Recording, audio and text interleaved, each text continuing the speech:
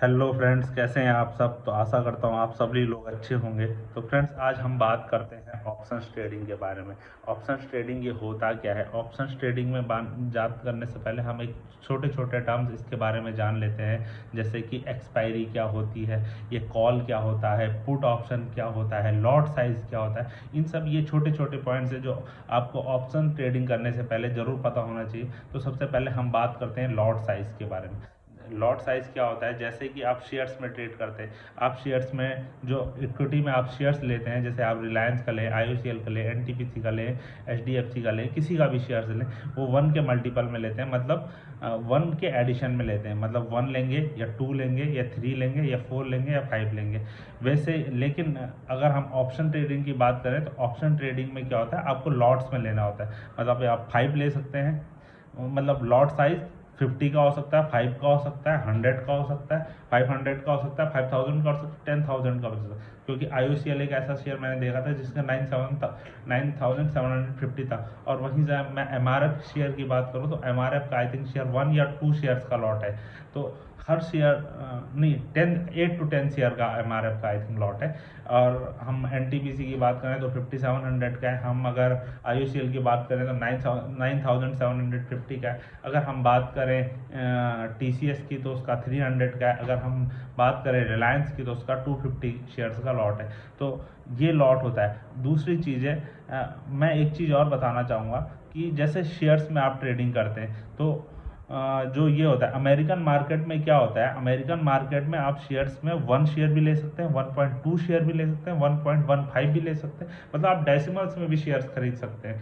लेकिन Indian market में ये 1 के मल्टीपल पे चलता है। ये जस्ट बेसिक मैं बताने जैसी जानकारी देने के लिए बता रहा हूँ। दूसरा चीज़ हम बात करते हैं एक्सपायरी के बारे में। ये एक्सपायरी क्या होती है, तो एक्सपायरी दो तरह की होती है बेसिकली। एक मंथली एक्सपायरी होगी, एक वीकली एक्सपायरी होगी।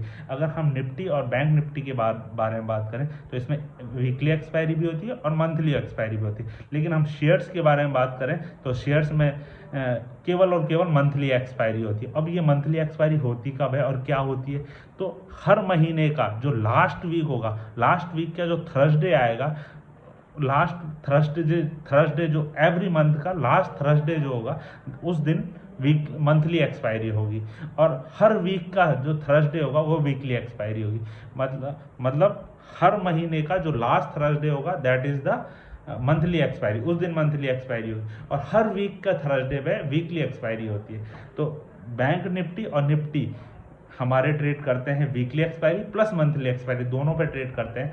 जबकि हम बात करें शेयर्स की तो शेयर्स केवल और केवल हमारे मंथली एक्सपायरी पर ट्रेड करते हैं। एक्सपायरी का फंडा क्लियर, लॉट साइज का फंडा क्लियर।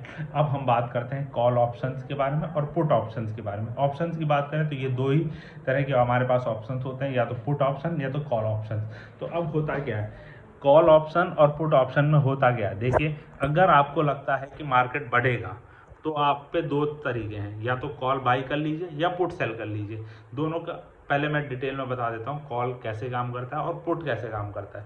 तो कॉल जैसे ही सपोज मैं निफ्टी का एग्जांपल लेता हूँ। अभी शायद निफ्टी 18,600 पे चल रहा, मैं उसे हटा गया एक 18,500 सपोज मान लेता हूँ। 18,500 पर अभी निफ्टी ट्रेड कर रहा है। तो अगर जितना निफ्टी ऊपर बढ़ेगा, अगर आपने कॉल बाई किए तो उतना उतना प्रीमियम भी बढ़ता चला जाएगा मल्टीप्लाई बाय उसका लॉट साइज। मतलब सपोज 18,500 का आपने कॉल बाई किया और उसका प्रीमियम आपने दिया 200 रुपीज़। तो अगर निफ्टी एक्सपायरी तक 19,000 तक पहुंच गया तो 500 मल्टीप्लाई बाय 50, क्योंकि 18,500 से 19,000 के बीच में 500 का डिफरेंस है, मल्टीप्लाई बाय उसका लॉट साइज।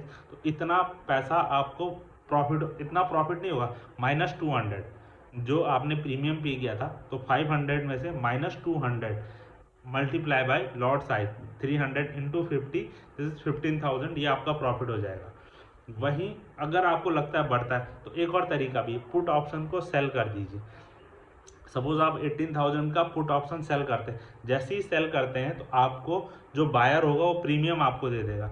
आपको सपोज 200 का उसने प्रीमियम दे दिया, जैसे ही उसने प्रीमियम दे दिया, अब मार्केट ऊपर चला गया तो जो सारा का या वहाँ पर भी स्टैंड स्टिल हो गया, तो जितना भी प्रीमियम है सारा का सारा 18,000 पे जितना भी प्रीमियम है सारा सारा आपकी जेब पे आ जाएगा। तो मैं अब थोड़ा आराम से बताता हूँ। कॉल ऑप्शंस ऐसा होता है कि जैसे कैसे एग्जांपल दे दूँ। सपोज आपने 18,500 में मार्केट है, आप 18,500 का कॉल बाय करेंगे, तो जैसे ही आप कॉल बाय करेंगे जितना मार्केट चढ़ेगा उतना उतना आपको प्रॉफिट होगा। पुट ऑप्शन अगर आप बाई करते हैं तो जितना मार्केट नीचे जाएगा उतना आपका सीधे सीधे प्रॉफिट है। लेकिन अब इसमें आती है एक और स्ट्रैटेजी।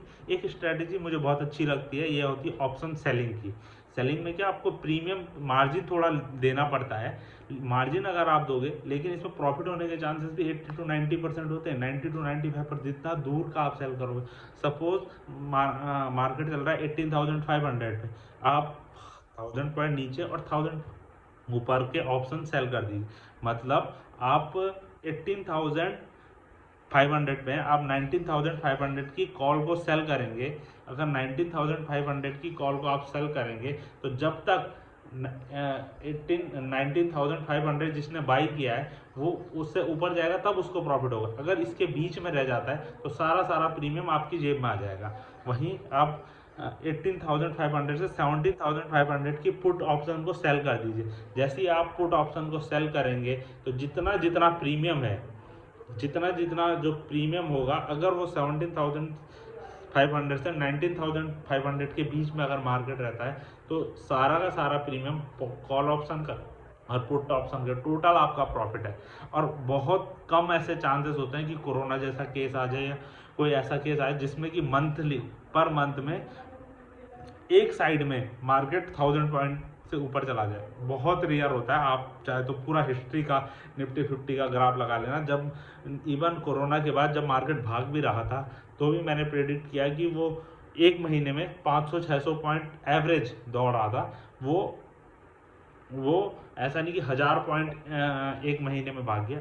बहुत ही कम ऐसा होता है, बहुत ही रेयर ऑफ द रेयरेस्ट ऐसा होता है।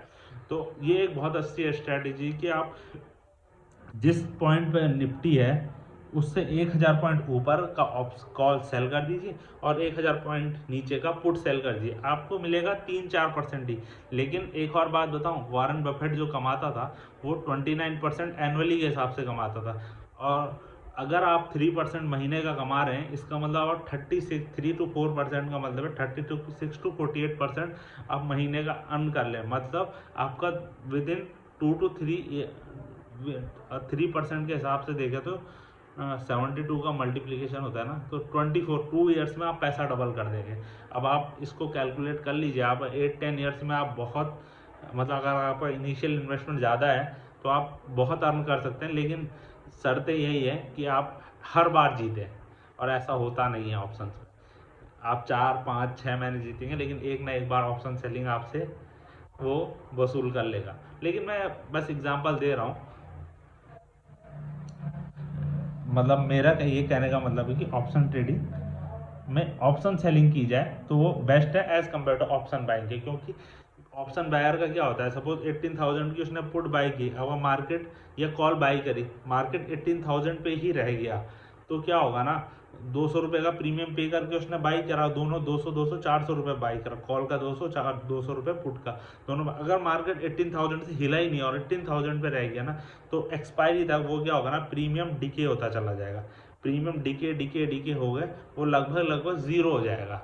और अगर थोड़ा बहुत इधर 100-150 पॉइंट ऊपर नीचे हो भी गया तो एक तो जीरो होना ही है, या तो कॉल को या पुट को। 100 चढ़ गया तो पुट ऑप्शन जीरो हो जाएगा, 100 गिर गया तो कॉल ऑप्शन जीरो हो जाएगा। तो और 100 रुपये उस पर मिलेंगे पुट ऑप्शन पे, तो या ऊपर चढ़ा तो 100 रुपये कॉल ऑप्शन में मिलेंगे। आपने दिए 400, मिले आपको 100, 300 रुपये का आपको 300 यूनिट्स का 300 रुपये का 300 रुपये मल्टीप्लाई बाय लॉट साइज। 50 का लॉट है निफ्टी का, तो 15,000 का आपको लॉस हो जाएगा। तो कॉल बाइंग थोड़ा सा रिस्की होता है, ऑप्शन बाइंग थोड़ा सा रिस्की होता है। मैं प्रेफर करूंगा कि थोड़ा मार्जिन लगा के ऑप्शन सेलिंग करें और रेगुलर थोड़ा प्रॉफिट कमाएं। कि मैं इसमें एक डिटेल वीडियो भी बनाना चाहूँगा, बोर्ड में अच्छे से समझाऊँगा कि ऑप्शन ट्रेडिंग होता क्या है। लेकिन अभी के लिए मैं एक शॉर्ट वीडियो के लिए मैं कोशिश किया हूँ समझाने का, लेकिन अगर मैं समझा पाया हूँ और आप लोगों को समझ आया है तो ठीक है, नहीं तो मैं एक बोर्ड में इसे अच्छे से समझाने की कोशिश करूँगा, इन फ्यूचर में ज़रूर लाऊँगा। ठीक है, थैंक यू।